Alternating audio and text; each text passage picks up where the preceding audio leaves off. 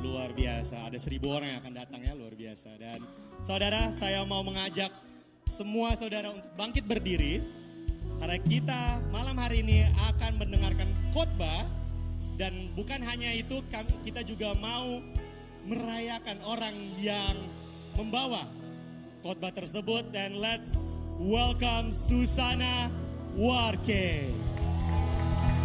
Thank you, Jari. Shalom, shalom, shalom, shalom, shalom, shalom. Thank you, Indri. Tepuk tangan buat Indri dong, guys. Luar biasa. Sudah dengan luar biasa menyetel si pulpit ini supaya sesuai dengan tinggi saya. Agak samping sini ya. Favorit pulpit nih, guys. Ulang kali ya jokes tadi. So, saudara, saya harap saudara yang di belakang bisa lihat saya. Ini yang terbaik yang sudah bisa saya lakukan.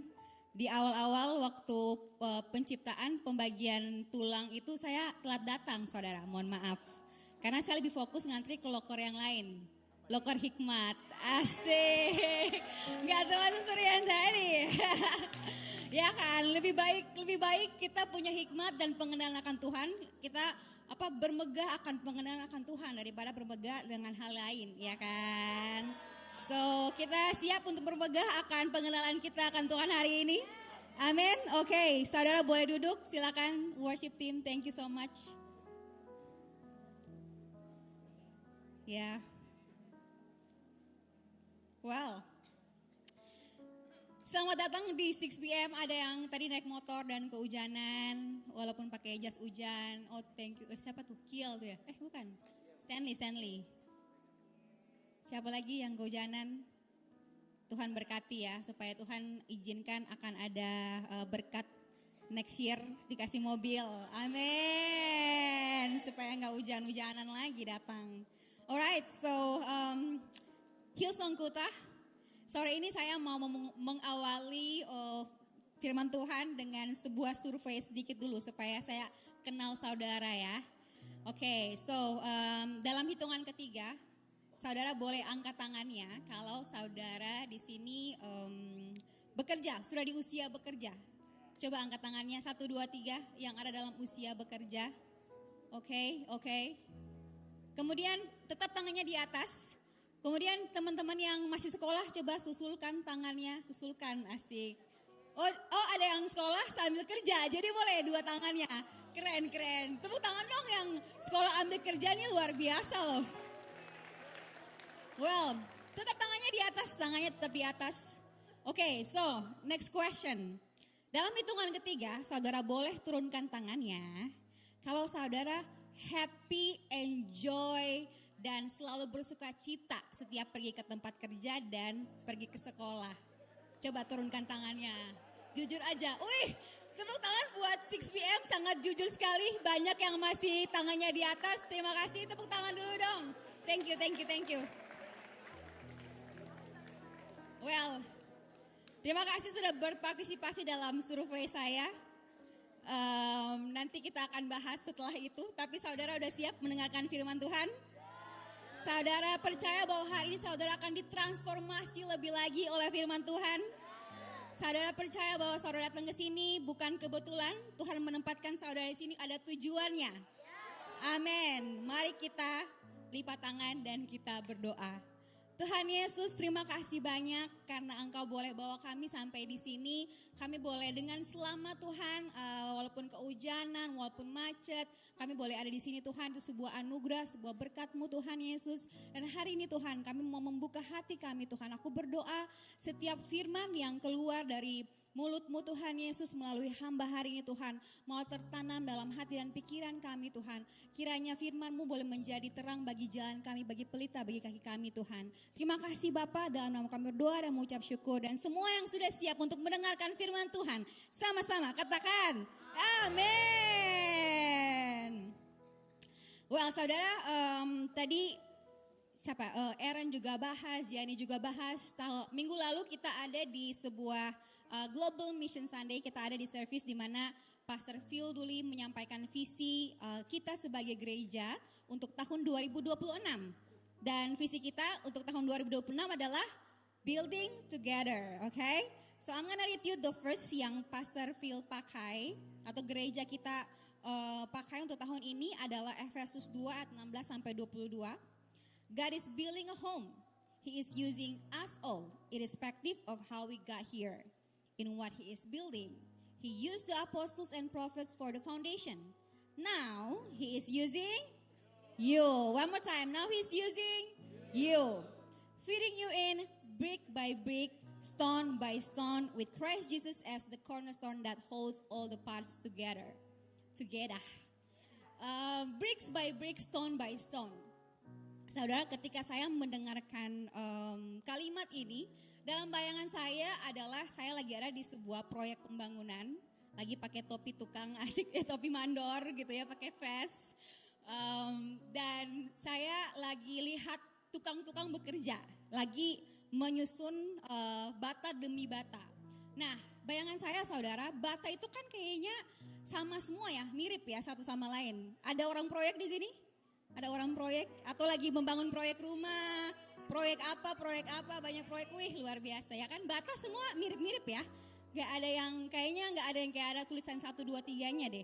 Bata semua mirip dan saya rasa tukang-tukang itu mereka waktu menempatkan bata, mereka tuh gak peduli bata ini harus di sebelah bawah, ada yang harus paling atas, ada yang harus kiri atau kanan. They just like put the brick kayak gitu aja. Tapi saudara, saya percaya dalam pembangunan rumah Tuhan, Tuhan kita itu meletakkan bata, setiap bata itu ada fungsinya. Dia kenal betul setiap bata yang dia letakkan untuk membangun rumahnya. Saudara percaya itu? Dan saudara, karena saya percaya bahwa di dalam Tuhan itu gak ada yang namanya kebetulan. Right? Bahkan saudara, alam semesta ini, ya kan, kadang-kadang kita suka dengar di Instagram tuh kayak serahkan kepada universe, serahkan kepada alam semesta. Padahal sebenarnya di balik alam semesta itu ada pencipta, right? Di alam semesta ini pun Tuhan itu memposisikan setiap planet, setiap hal itu benar-benar sesuai dengan fungsinya. Bahkan tubuh kita pun setiap organ itu ditempatkan sesuai dengan fungsinya. Saudara, ini dibuktikan oleh sains. Kalau saudara suka nonton The Big Bang Theory atau Young Sheldon, anyone watch that series? Cuman dikit, beberapa orang aja, kesian ya. Well, series itu saudara tentang seorang yang si Sheldon Cooper ini, dia adalah orang yang sangat intelektualnya tinggi banget, IQ-nya tinggi, dan dari kecil aja tuh dia udah kuliah. Jadi dia masih umur berapa dia udah kuliah gitu. Dan saudara, dia itu orangnya logis banget, dia gak percaya sama Tuhan, tapi mamanya percaya sama Tuhan. Lalu satu hari dia datang ke mamanya, terus dia bilang kayak gini, tahu gak kalau gravitasi itu sedikit lebih kuat, ini bahasa yang Sheldon Ambon kali atau Indonesia ya. Kalau misalnya gravitasi itu sedikit lebih kuat, alam semesta itu akan runtuh menjadi satu bola. Dan sebaliknya, jika gravitasi itu sedikit lebih lemah, alam semesta itu akan terurai dan gak ada bintang maupun planet. Faktanya bahwa gravitasi itu tepat sekuat yang diperlukan. Jadi presisi angka gravitasi itu tepat gitu. Artinya bahwa ini ada kesimpulan bahwa ada seorang pencipta. Seorang pencipta yang mengatur segala sesuatu. Yang menempatkan planet bumi di sebelah mana, menempatkan bulan, menempatkan bintang-bintang. Dan saudara, kita percaya bahwa di Kejadian 1 Allah kita adalah Allah yang menciptakan alam semesta. Right? Dan saya percaya saudara, setiap penempatan Allah kita, Allah pencipta alam semesta ini gak ada yang kebetulan. Because through Him there is a divine placement. So that is my title of the message today. Kalau saudara catat, a divine placement. It's gonna be about purpose, it's gonna be about person, and about prayer. Well, saudara, mari kita kasih kemuliaan buat Tuhan Allah pencipta kita. Amin.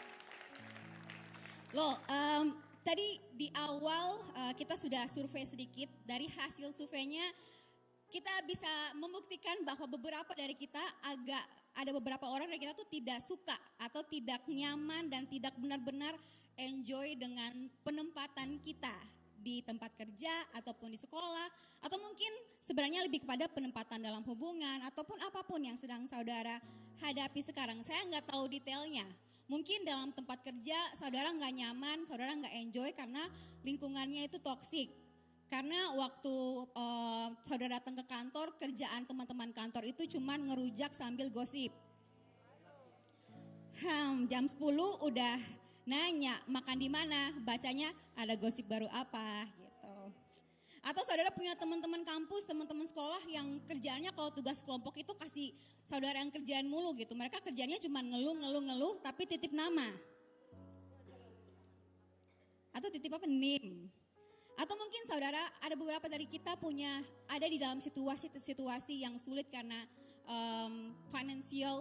beban finansial kita, atau mungkin ada hal-hal yang diambil daripada kita yang membuat kita merasa bahwa this is the end of the world. Dan I don't wanna be here, saya gak mau ada di tempat ini, saya merasa bahwa kayaknya lebih enak deh jadi orang lain deh. Apalagi kalau udah lihat story orang lain, kerjaannya WFC mulu, dari satu kafe ke kafe lain, kemudian lihat kayaknya mereka jalan-jalan terus, kayaknya kita pengen ganti posisi sama orang lain. Saudara, hari ini saya mau kasih tahu saudara sebuah good news bahwa sama seperti Tuhan kita, Allah kita yang menempatkan alam semesta, planet-planet sesuai dengan posisinya dan ada tujuannya. Saudara pun ditempatkan dan dituntun di mana saudara ada sekarang itu karena kehendak Tuhan. Kalau saudara diizinkan untuk ada di pekerjaan saudara sekarang, kalau misalnya interviewnya ternyata rasanya lancar, kemudian gak nyampe seminggu udah dikasih offer letter, ataupun saudara yang lulus SNBT, harus bersaing dengan ribuan student lainnya dan saudara lulus di universitas saudara sekarang, saya percaya bahwa itu semua kehendak Tuhan supaya saudara bisa ada di sini. Bahkan saudara ada di sini, duduk di tempat saudara sekarang di Hillsong Bali, saya percaya ada tujuan Tuhan. Saudara datang di hari ini, saudara percaya? Amin. Amin. Kalau sudah amin pasti aman. Oke, mari kita buka Alkitab kita. Lukas 1 ayat 5. Pada zaman Herodes Raja Yudea adalah seorang imam yang bernama Zakaria dari rombongan Abia. Istrinya juga berasal dari keturunan Harun, namanya Elisabet. Keduanya adalah benar di hadapan Allah dan hidup menurut segala perintah dan ketetapan Tuhan dengan tidak bercacat. Tetapi mereka tidak mempunyai anak sebab Elisabet mandul dan keduanya telah lanjut umurnya. Ayo yang biasa yang sering ikut Sunday School sudah bisa tebak ini adalah bapak dan ibu siapa? Yohanes Pembaptis, betul sekali. Tepuk tangan dulu dong buat anak-anak Sunday School yang udah lulus ini. Yohanes Pembaptis. Saudara, kisah Yohanes Pembaptis ini dia ada di Injil, di Perjanjian Baru. Di Perjanjian Baru dan cerita tentang kelahiran Yohanes Pembaptis diberitahukan sebelum kelahiran Yesus Kristus.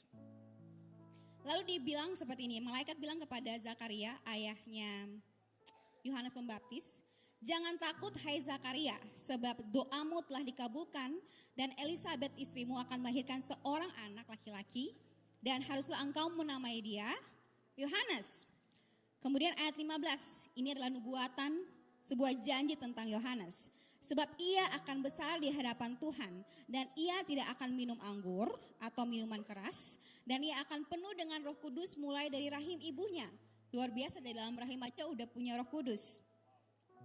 Kemudian ia akan berjalan mendahului Tuhan dalam roh dan kuasa Elia untuk membuat hati bapak-bapak berbalik kepada anak-anaknya dan hati orang-orang durhaka kepada pikiran orang-orang benar dan dengan demikian menyiapkan bagi Tuhan suatu umat yang layak baginya.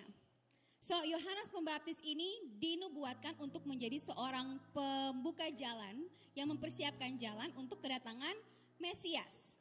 So this is a very very powerful prophecy, sebuah janji yang sangat luar biasa. Saudara, kalau mungkin saudara adalah orang tua di sini, saudara mungkin pasti akan sangat bangga ya, sangat senang kalau misalnya dibilang kalau anak saudara itu akan menjadi seorang yang besar, yang banyak followers, yang akan didengar, yang akan dipakai Tuhan untuk membuka jalan baginya.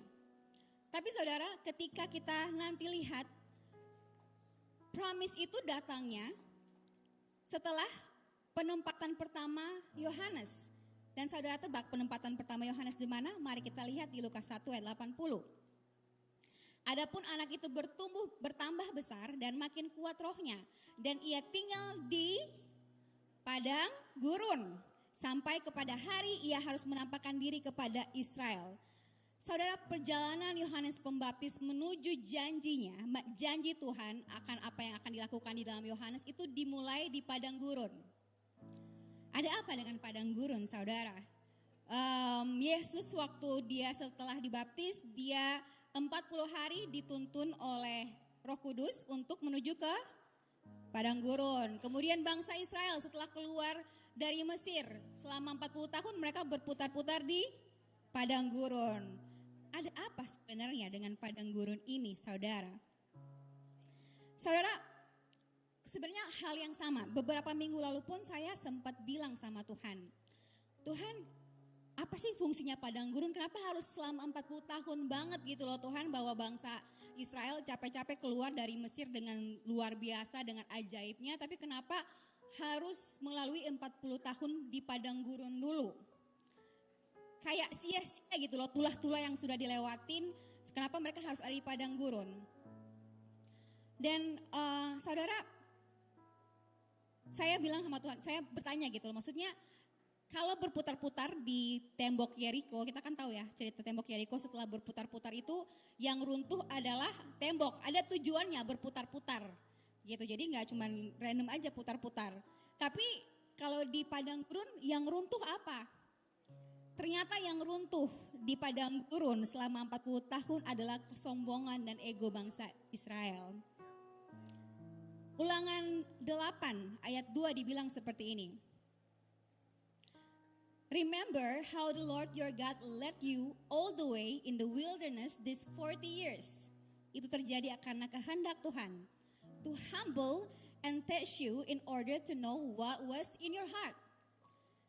Saudara, jadi penempatan Tuhan di dalam kepada bangsa Israel di padang gurun adalah untuk membentuk karakter. So that's my first point. Placement prepares person. Penempatan mempersiapkan kita, mempersiapkan karakter-karakter yang ada di dalam kita. Saudara, kita tahu bahwa bangsa Israel itu ketika mereka di Mesir, mereka tuh gampang gitu loh, mau makan apa ada, segala sesuatu disediakan walaupun mereka budak. Tapi ketika mereka ada di padang gurun, saudara, mereka harus rely on God every single day. Karena mana yang diberikan Tuhan itu day by day. Bukan tiba-tiba di stok kayak di gudangnya Aaron sama Catherine tadi kayak banyak mananya, enggak. Tuhan kasih bangsa Israel mana itu setiap hari supaya apa? Supaya mereka rely on God. Supaya mereka tahu bahwa mereka gak bisa rely on their stocks, on their farms or anything yang mereka udah persiapkan. Tapi mereka cuma bisa berharap hanya kepada Tuhan aja. Itu membangun karakter mereka supaya ketika mereka selama 40 tahun berjalan di padang gurun, mereka tidak melihat Tuhan. Apakah mereka setia untuk menyembah Tuhan? Karena saudara, Tuhan itu lebih peduli dengan who we are becoming than what we do. So before placement, there's gonna be a person, a personality yang Tuhan bentuk dulu. Saudara, Nelson Mandela, seorang tokoh leadership yang terkenal, dia adalah presiden kulit hitam pertama di Afrika Selatan, saudara. Dia sebelum jadi presiden, dia itu sempat dipenjara selama 27 tahun. Jadi dia waktu dari muda, dia tuh penjara seumur hidup. Jadi waktu dia masuk penjara 27 tahun kan. Nah dia tuh seorang pengacara dan dia adalah orang yang sangat vokal gitu, membela hak-hak ras kulit hitam pada masa itu. Tapi dia diperlakukan dengan tidak adil dan dia masuk penjara selama 27 tahun. Dan saudara, kalau misalnya di dalam penjara, saudara, dia tidak ditempa, karakternya tidak ditempa, mungkin dia nggak akan menjadi presiden. Salah satu quote yang terkenal dari Nelson Mandela adalah tentang resentment is like drinking poison. And then hoping it will kill your enemies. Kepahitan itu kayak minum racun dan berharap orang lain yang mati. Dan Nelson Mandela punya kekuatan untuk setelah keluar dari penjara untuk membalas dendam terhadap orang-orang yang berlaku tidak adil kepada dia. Tapi apa yang dilakukan, saudara? Yang dia lakukan ketika dia keluar dari penjara adalah dia menyuarakan rekonsiliasi.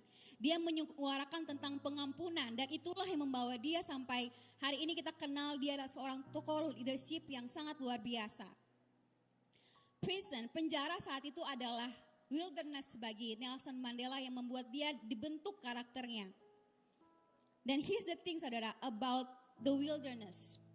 Padang gurun itu adalah tempat persiapan sebelum bangsa Israel masuk ke dalam tanah perjanjian. Karena saudara tanah perjanjian itu penuh dengan madu dan susu, penuh dengan sebuah tanah yang ada gunung, lembah, dan sebuah negeri yang benar-benar dilimpahi dengan segala sesuatu yang mereka butuhkan.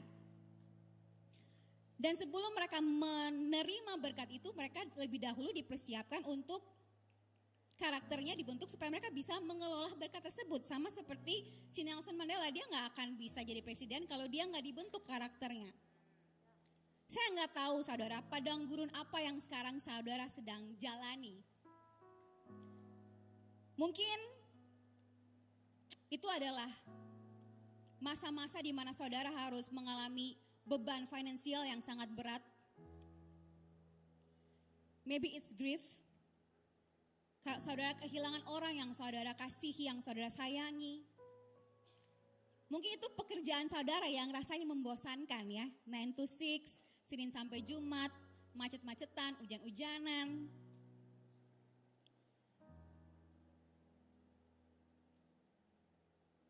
Ataupun mungkin itu adalah pelayanan saudara selama bertahun-tahun. Feels like you are doing that over and over again.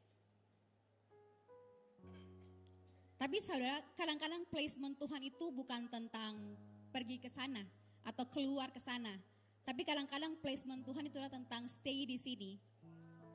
Placement Tuhan itu tentang bagaimana kamu tinggal di mana kamu ada sekarang supaya kamu dibentuk karakternya, supaya ketika janji Tuhan itu datang untuk kamu sampai kepada tanah perjanjian, kepada janji-janji yang Tuhan mau kasih tahu kepada kamu, kamu sudah siap. Mungkin itu penantian akan pasangan hidup. Tuhan menyiapkan kamu untuk menjadi the one dulu sebelum bertemu dengan the one.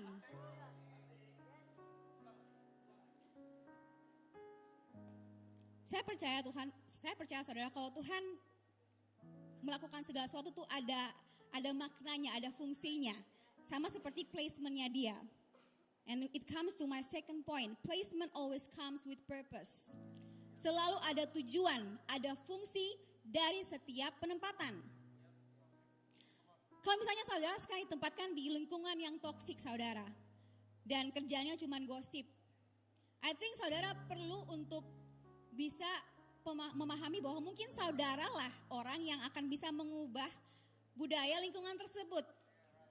So saya ada satu cerita waktu saya beberapa bulan lalu lagi ada di dalam sebuah, saya lagi di mobil dengan beberapa teman dan kerjaannya dan the topic of the discussion dalam mobil itu adalah ngomongin orang lain. Terus hati saya tuh kayak nggak tenang gitu loh, conflicted banget, kayak ini ngapain sih ngomongin mulu gitu, jadi saya diam doang. Terus saya kayak, aduh Tuhan gimana caranya, kayak I'm not feeling comfortable being here gitu. I think kayaknya bisa aja memilih untuk keluar ya, untuk kayak stop mau kemana gitu. Tapi tiba-tiba kita lewat satu kafe, terus saya kayak bodoh-bodohan aja, pura-pura itu tempat apaan ya gitu. Terus kayak mereka kayak, hah lu gak tahu gitu. Terus kita akhirnya bahas soal kafe gitu. Jadi bener-bener kayak it's just a switch like a blip, dari lagi ngomongin orang tiba-tiba ngomongin tempat. At least naik dulu ya, dari ngomongin orang, ngomongin tempat, baru ngomongin kebaikan Tuhan ya. Well, at least saudara, at least gue gak ada di lingkungan kayak gitu. At least saudara, saya percaya gini, dan saya mau cerita ini kenapa, karena saya percaya di dalam saudara ada Roh Kudus. Roh Kudus itu dia akan bergetar kalau lingkungan itu gak sesuai dengan value-value Roh Kudus, ya kan? Nah, lalu ketika saudara merasakan konflik itu dalam diri saudara, minta Roh Kudus untuk Tuhan gimana caranya biar I can do something. Aku percaya aku ada di sini bukan kebetulan gitu Tuhan. Aku percaya Tuhan mau pakai aku. Dan sometimes itu nggak harus kayak kelihatan rohani. Tiba-tiba saudara buka Alkitab terus bilang, jangan menghakimi, jangan ngomongin orang lain, jangan mencemooh gitu. Nggak kayak gitu. Mungkin kadang-kadang itu cuman hal bodoh-bodohan aja gitu loh. Kayak itu apa gitu. Harus satu aja karena Tuhan juga bermainnya cantik gitu loh saudara. Well, so saudara kita lanjut perjalanan Yohanes Pembaptis. Ini menarik sekali. Ada sebuah kisah ketika dia sudah besar namanya, dia sudah banyak pengikutnya. Bahkan Yesus pun dibaptis oleh Yohanes Pembaptis. Jadi dia udah punya banyak followers nih ceritanya. Lalu ketika Yesus dibaptis, Yesus pun memulai perjalanan pelayanannya. Nah jadi pelayanan bareng-bareng nih, kayak Yohanes pelayanan, terus Yesus juga pelayanan, Yesus akhirnya juga punya murid-murid. Nah lalu kita coba baca di Yohanes 3 ayat 22. Sesudah itu Yesus pergi dengan murid-muridnya ke tanah Yudea dan ia diam bersama-sama dengan mereka dan membaptis. Akan tetapi Yohanes pun membaptis juga di Ainon, dekat Salim. Sebab di situ banyak air dan orang-orang datang ke situ untuk dibaptis. Maka timbullah perselisihan di antara murid-murid Yohanes dengan seorang Yahudi tentang penyucian. Lalu mereka datang kepada Yohanes dan berkata kepadanya, Rabi, orang bersama dengan engkau di seberang sungai Yordan dan yang tentang dia engkau telah memberi kesaksian, dia juga membaptis dan semua orang pergi kepadanya. Jadi ceritanya nih kayak Yohanes nih dia udah tag kolam ini nih, kayak ini tempat baptisan gue ya gitu. Ternyata kolam sebelah itu Yesus dan murid-muridnya membaptis. Murid-muridnya membaptis, Yesus nggak ikut membaptis. Dan tapi orang-orang lebih ramai di sana. Iya kan? Jadi kayak anggap aja nih saudara buka kafe nih kan. Terus kayak awalnya ramai banget, tiba-tiba ada orang lain yang buka kafe juga, terus lebih ramai yang di sana nih ceritanya nih. Jadi kayak, kita saingan followers dong nih kan, murid-muridnya panas dong. Kayak, kita sepi nih di sana rame. Nah, tapi saudara, ini adalah hal yang penting tentang Yohanes yang dimana dia sangat mengerti tentang placementnya dia. Ayat 27 disampaikan, tidak ada seorang pun yang dapat mengambil sesuatu bagi dirinya kalau tidak dikaruniakan kepadanya dari sorga. Yohanes Pembaptis tahu betul tujuannya. Tadi kita bilang bahwa every placement itu comes with purpose. Selalu ada tujuan, ada fungsi dari setiap penempatan. Yohanes Pembaptis tahu bahwa fungsi dia adalah untuk tetap melakukan panggilannya dia. Regardless orang lain melakukan fungsi yang sama atau enggak. Dia enggak terkecoh dengan posisi-posisi yang mungkin akan menggeser posisinya dia. It's not about position buat dia. Karena yang penting adalah dia menjalankan fungsi itu. And that is the important thing about divine placement, saudara.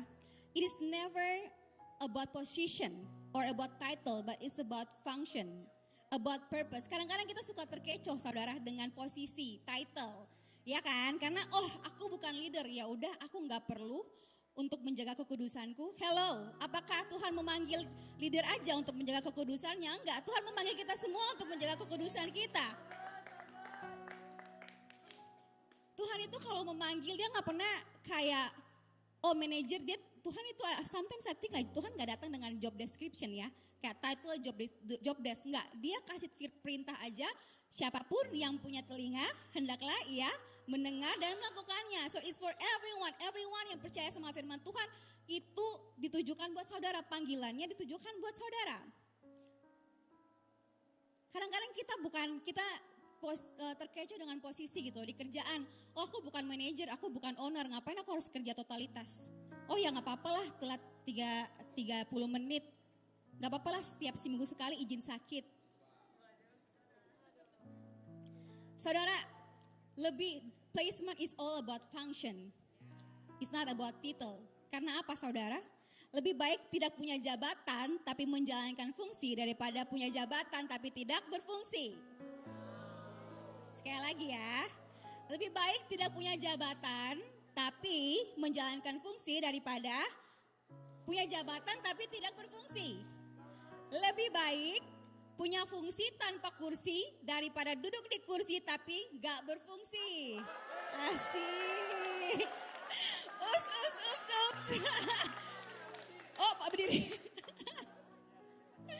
Ya kan? Karena bukan tentang kursi. Orang-orang berlomba-lomba untuk mendapatkan kursi, saudara. Kenapa? Karena kadang-kadang kursi, title itu semua datang dengan entitlement. Ada hak-hak gitu loh, kayak ada special treatment yang kamu bisa dapatkan kalau kamu punya title. Tapi Tuhan gak panggil kita untuk dapat special treatment itu. Karena special treatment kita eternal. Asik. Saudara, Yohanes Pembaptis dia gak berhenti pelayanannya ketika Yesus datang.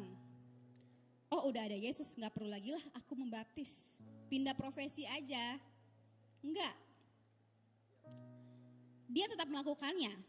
Melakukan panggilan dia. Dan saudara, ketika kita paham kalau penempatan itu tentang fungsi dan bukan tentang title atau posisi, maka saya rasa kita nggak akan ada yang namanya lempar-lemparan kerjaan. Ya kan? Bukan job desk gue, ngapain gue kerjain gitu. Atau dalam pelayanan, udah ada orang baru, ya udah dia aja lah, ngapain gue lagi gitu. Udah nggak butuh gue.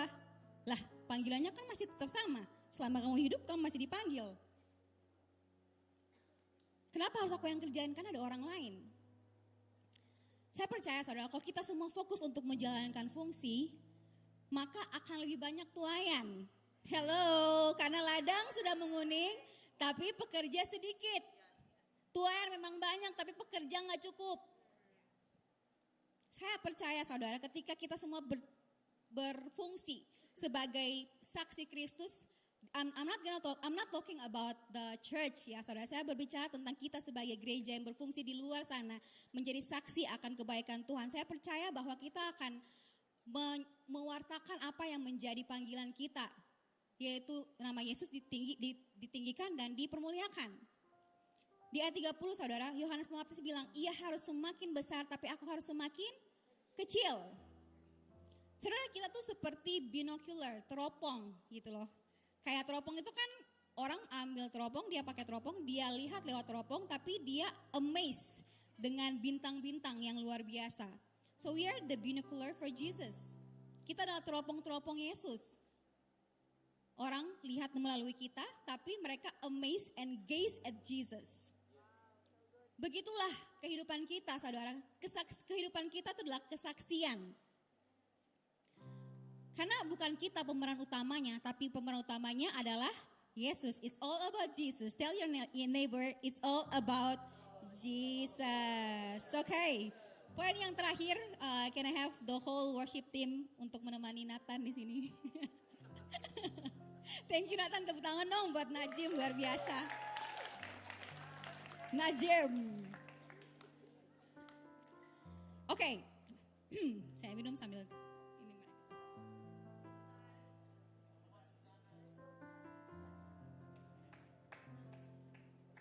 ya, tepuk tangan buat Tuhan Yesus dong.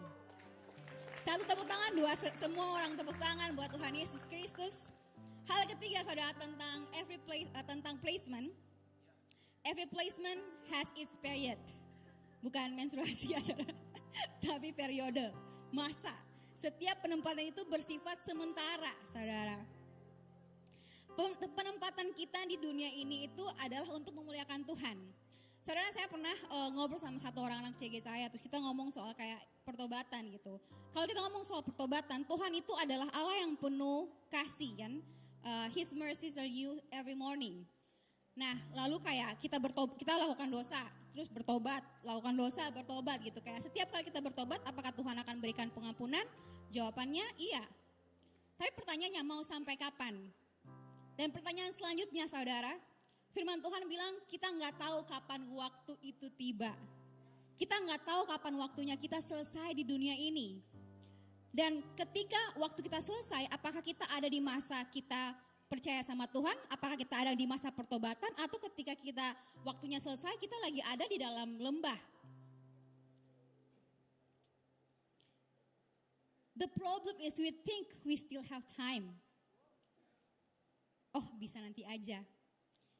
Tapi saya percaya saudara bahwa ketika kita berbalik dan ketika kita menyerahkan diri kita kepada penempatan Tuhan saudara, saya percaya bahwa Tuhan akan mentransformasi kita.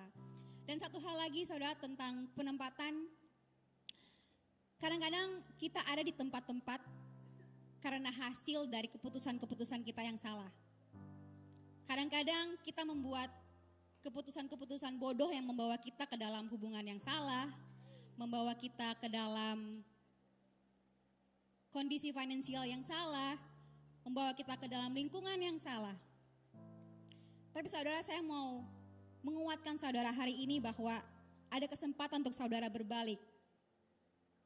Ulangan 30 ayat 2-3 dibilang, apabila engkau berbalik kepada Tuhan Allahmu dan mendengarkan suaranya, sesuai dengan segala yang kuperintahkan kepadamu pada hari ini, baik engkau maupun anak-anakmu dengan segenap hatimu dan dengan segenap jiwamu, maka Tuhan Allahmu akan memulihkan keadaanmu dan akan menyayangi engkau. Ia akan mengumpulkan engkau kembali dari segala bangsa kemana Tuhan Allahmu telah menyerahkan engkau.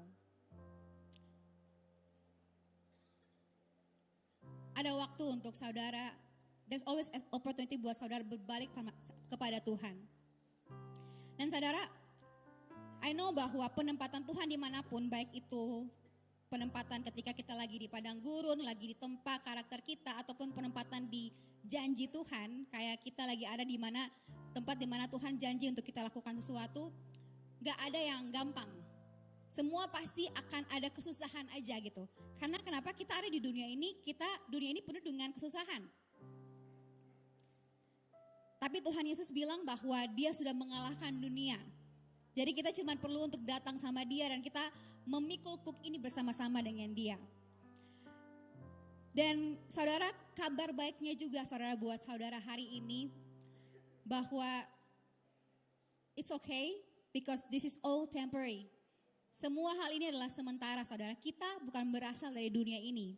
Ketika kita percaya sama Tuhan, kita berasal dari surga. Tuhan tempatkan kita di sini dan Yesus sudah lebih dulu menyiapkan tempat bagi kita di surga. Saya mau ajak saudara untuk kita sama-sama bangkit berdiri.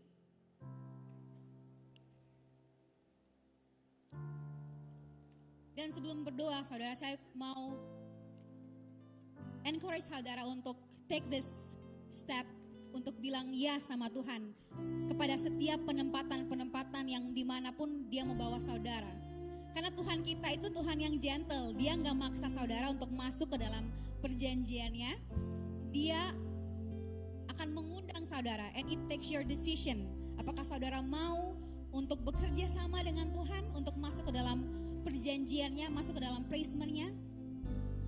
It all takes your yes.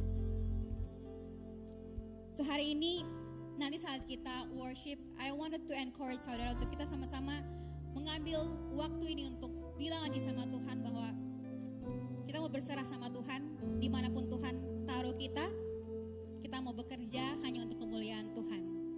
Mari kita semua tutup mata, and I'm gonna pray this prayer yang didoakan oleh Yesus kepada murid-muridnya. Demikianlah kata Yesus. Lalu Ia menengadah ke langit dan berkata, Bapa, telah tiba saatnya. Permuliakanlah anakmu supaya anakmu mempermuliakan engkau. Aku berdoa untuk mereka. Aku berdoa untuk Hillsong Kuta. Buat setiap orang yang ada di tempat ini. Bukan untuk dunia aku berdoa, tapi untuk mereka yang telah Engkau berikan kepadaku. Sebab mereka adalah milikmu. Dan segala milikku adalah milikmu. Dan milikmu adalah milikku, dan aku telah dipermuliakan di dalam mereka. Dan aku tidak ada lagi di dalam dunia, tapi mereka masih ada di dalam dunia. Dan aku datang kepadamu, ya Bapa yang kudus, peliharalah mereka dalam namamu, yaitu namamu yang telah Engkau berikan kepadaku, supaya mereka menjadi satu sama seperti kita. Amin.